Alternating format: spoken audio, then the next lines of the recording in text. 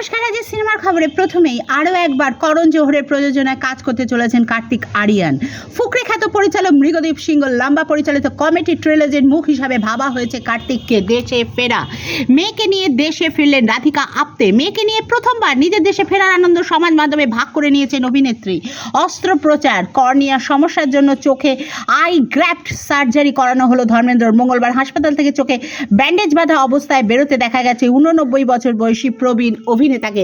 নতুন ছবির প্রযোজনা, এবার ছবির প্রযোজনা নিজেই করবেন রণবীর সিংহ। তার অভিনেতার সংস্থা মা কসম ফিল্মস। ফের বিতর্কে লাপাতা লেডিস।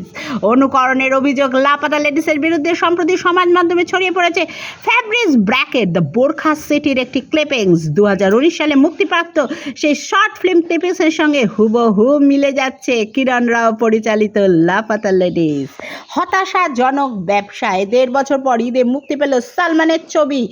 সমস্ত রকম সুপারস্টার তকমা ধুম ধুরাক্কা অ্যাকশন দিয়েও সালমানের ছবিটি আশানুরূপ ব্যবসা করতে পারল না। আজকের মতো সিনেমার খবর এখানেই শেষ। যদি আমার চ্যানেলটি আপনাদের ভালো লাগে তো প্লিজ আমাকে সাবস্ক্রাইব করে সাহায্য করবেন।